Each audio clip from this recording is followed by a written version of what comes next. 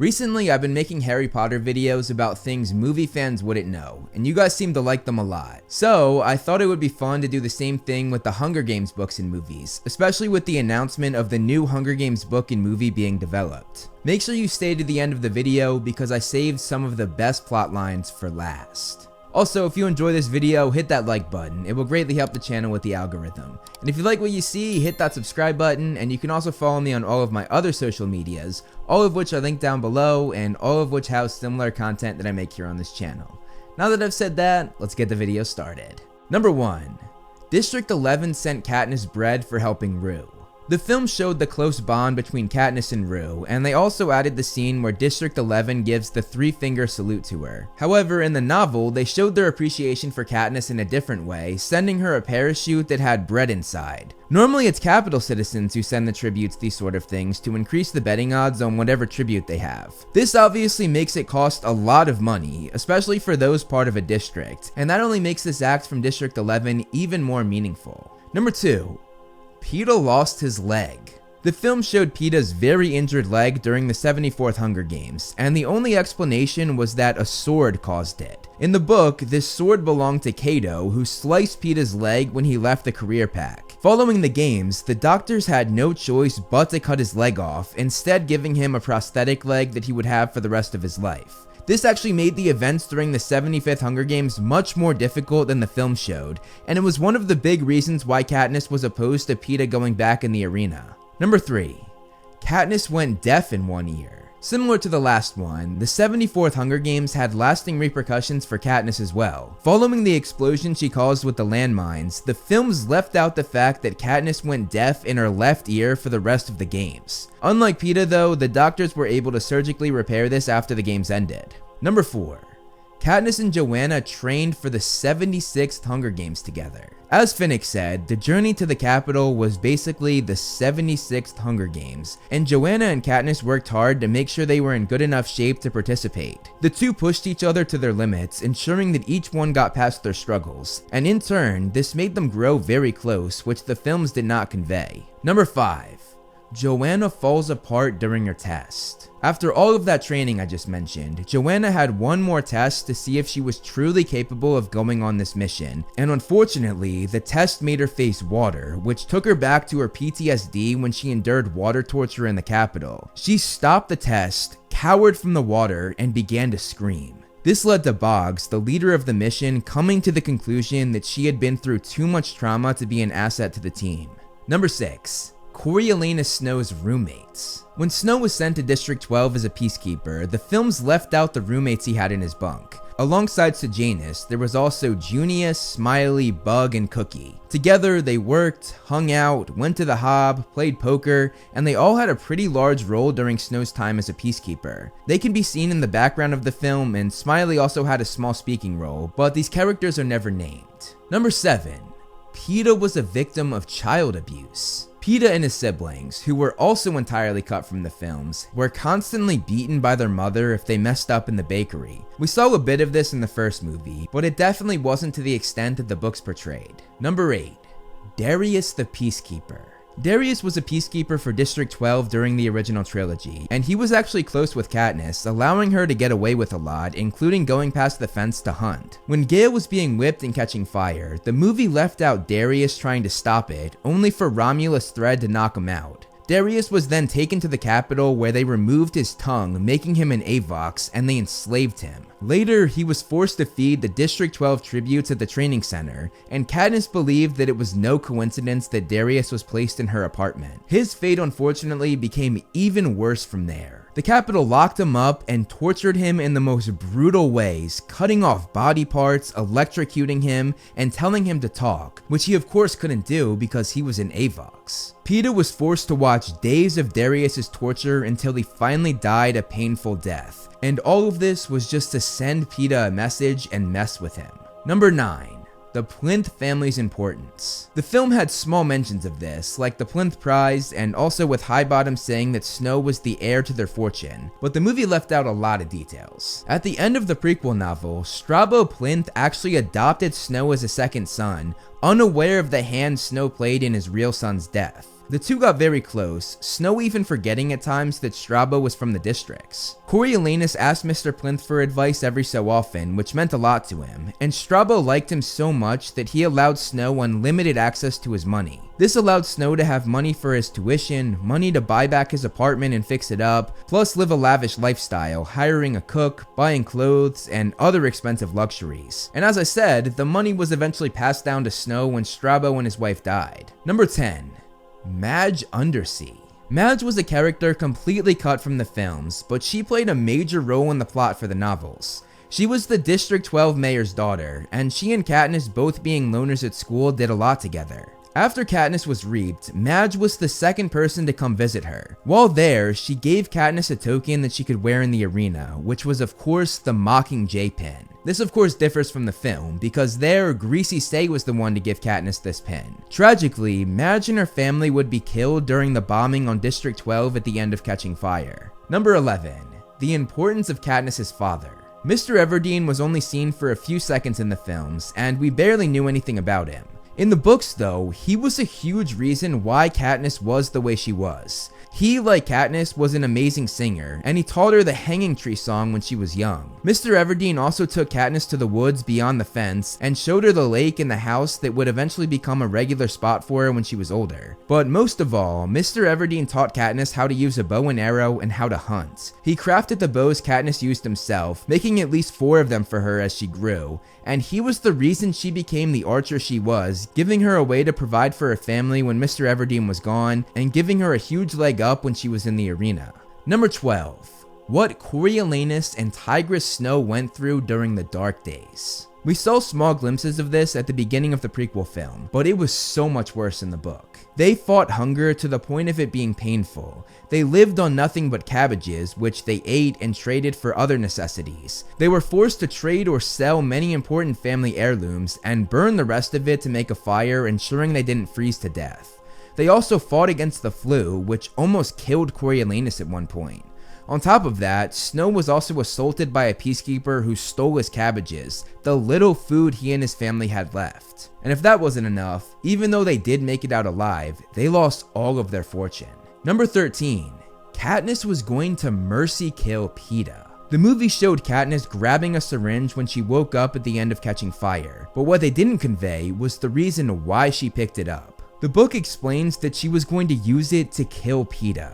She had hoped to find Peeta on the ship and end his life. This is because she knew that Snow's final act would be to slit Peeta's throat to get to her, and she wanted to give him a peaceful death. Peeta of course wasn't on board, however, so she couldn't carry this out. Number 14.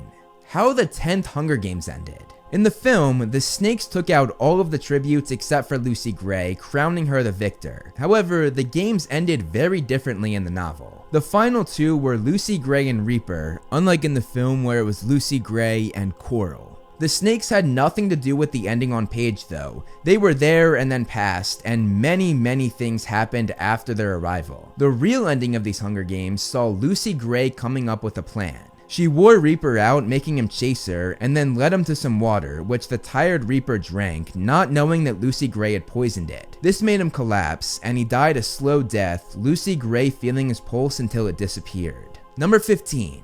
Mesa Lee Donner. I went over Madge earlier in the video, but now I want to go over her mother and her aunt. Mrs. Undersea, Madge's mother, was the twin sister of Mesa Lee Donner, and Mesa Lee was actually good friends with Katniss and Prim's mother, Mrs. Everdeen. This story ended tragically though, as Mesa Lee was sent to participate in the same Hunger Games that Haymitch was in. Mesa Lee and Haymitch teamed up while in the arena, but she lost her life when attacked by a bunch of vicious birds. Number 16.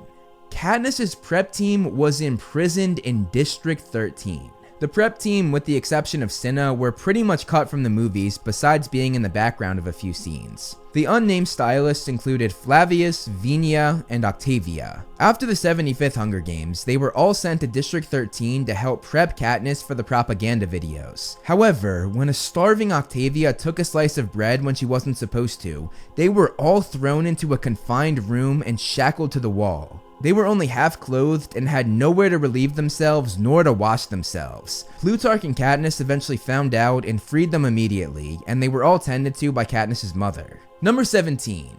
Greasy Sae took care of Katniss after the war. Though Greasy Sae didn't give Katniss the Mockingjay pin in the books, she did play another role. She was one of the few hundred people to return to District 12 after the war. Greasy Sae came over to Katniss's house every morning and every evening, checking on her, cooking her meals, and making sure Katniss's mental health didn't get too bad. Number 18. Peeta made Finnick and Annie's wedding cake. The film showed this beautiful wedding, but a detail they left out was that Peeta used his skills from the bakery back at 12 to make them an incredible cake. He frosted it with waves and dolphins, paying tribute to their home in District 4 where they were surrounded by water and oceans. Number 19. Haymitch's Hunger Games. This one's exciting because this is what the new Hunger Games book and movie is going to focus on. We found out a fair bit about these games in the original book, however. It was the second Quarter Quell being the 50th Hunger Games, and to celebrate that, they put double the amount of tributes in.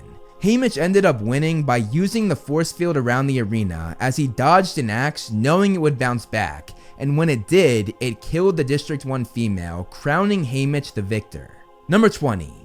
How Snow punished Haymitch. Going off that last point, Snow was furious that Haymitch had used the force field the way he did, thinking it made the Capitol look foolish. To punish him, Snow had Haymitch's mother, younger brother, and girlfriend killed. After Haymitch won, and after he thought he was going home to his loved ones, he was left all alone. This is a big reason why Haymitch turned out the way he did, becoming an alcoholic, not caring about his duty as a mentor, and disliking life in general. And honestly, I don't blame him. That's an awful backstory to have. Number 21.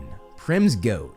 The background on the Everdeen family is something the movies never really covered. There's a storyline for this family where Katniss bought Prim a goat for her 10th birthday because she knew Prim loved animals. The goat wasn't in great shape, so Prim nursed it back to health and named her Lady.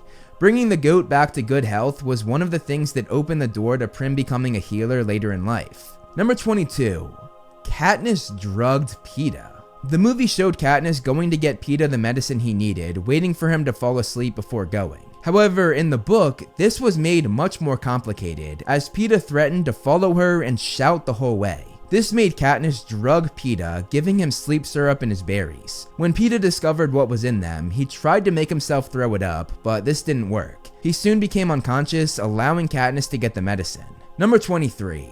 The mutts in the 74th Hunger Games were made from the dead tributes. The movie had these mutts be giant black dogs. However, in the book, instead of being dogs, they were wolf-like creatures, and each one was made from the tributes that had already died.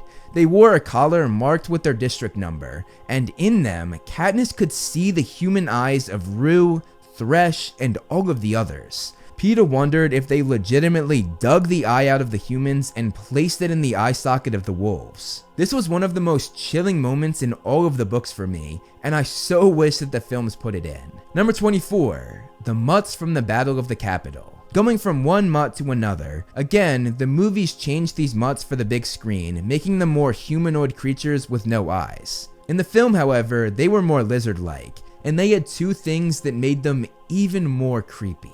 One, they were hissing "Cass" over and over again as they approached the squad. And two, the mutts gave off the strong scent of roses, the thing that Snow had continuously used to unsettle Katniss throughout the third book, adding a psychological threat to these mutts as well. Number 25. The District 1 Tribute's Punishment. The Ballad of Songbirds and Snakes film showed the punishment of Marcus, who tried to flee after the explosion. However, they skipped over the District 1 tributes Fawcett and Velverine, who also tried to escape during the explosion. Their punishment was arguably worse than Marcus's though. Their dead bodies were carried and dragged by a horse, paraded down the street for everyone to see, and aired to all of Panem. Their limp bodies took immense damage as they slammed on the ground over and over again, injuring them so much that their face was unrecognizable. Number 26. What happened to Peeta in the Capitol? Peeta went through hell after being captured by the Capitol following the 75th Hunger Games. I mentioned how he was forced to watch Darius die a slow, painful death, but they did so much worse to Peeta than that. They put him through agony, immense pain, and brainwashed him using Tracker Jacker venom. Then, when he warned the rebels of a coming attack, Snow made his brainwashing worse than ever, completely changing Peeta's view of Katniss, the woman he once loved, as a dangerous threat. Number 27. What happened to Joanna while in the Capitol? Joanna was captured alongside Peeta, and she was forced to hear Peeta's screams as the Capitol tortured him, and vice versa as Peeta heard Joanna's screams as well. For Joanna, they tortured her with a combination of water and electroshocks. They also shaved her head to ensure that her hair wouldn't absorb the electricity, ensuring that she got as much pain as possible. She was covered head to foot in wounds and bruises, and on top of everything, they tortured her mentally as well with mind games. Through it all though, Joanna refused to give up any information about the rebels. What a freaking warrior. Number 28. Bonnie and Twill. These two characters have one of the wildest stories throughout the entire series, and the films completely skipped over it. They were part of District 8, and there Bonnie was a student of Twill. After finishing school, Bonnie worked in a factory where she made peacekeeper uniforms, and she stole 2 of them for Twill and her husband. Twill planned to use these to make an escape from District 8, which had been locked down as punishment for rising up. Before going, however, a factory was blown up, killing Twill's husband and Bonnie's entire family. Having nothing left, Bonnie took the peacekeeper uniform meant for Twill's husband, and she and Twill escaped together, heading to District 13 where they believed there was a rebel stronghold. When they reached the outskirts of District 12, they met Katniss. Katniss gave them some food, heard their belief about a rebellion in 13, which Katniss was skeptical about, and Bonnie and Twill went on their way. Katniss looked into whether these two had made it when she was in District 13, but when she found no record of them, she assumed they must have died on their journey. Number 29. Cato and Clove's tragic end. Cato and Clove were fan favorites both in the novel and in the film. However, the movies left out one of the most humanizing moments for both of them. In the movie, we did see Clove cry out for Cato as Thresh had her pinned down. After he killed her though, the film cut out that Cato went to Clove's body and held her in his arms, screaming with despair and begging Clove not to die. This obviously hints that their relationship might have been more than we originally thought, and I honestly think that this moment is one of the reasons why they're fan favorites. It humanizes them in a way that we don't normally see for career tributes. And finally, number 30, I saved the best for last. How Joanna won her Hunger Games. Get ready because it's absolutely wild. Joanna had a plan from the very start. She acted as though she was weak and helpless, purposefully getting a low training score before the games. This led to the other tributes not seeing her as much of a threat, meaning she wasn't a main target. She stayed to herself for most of the games, not killing or hurting anyone. Then when it came down to the final handful of tributes, she showed what she had been hiding, viciously killing every last remaining tribute. Covered in her opponent's blood, she gave Panem one of the most brutal final days of any Hunger Games, and she was crowned the victor. And that's 30 things that movie fans wouldn't know. Comment below your thoughts, and let me know if you can think of any other examples that I didn't mention. That's all for today though, so I will see you in the next video.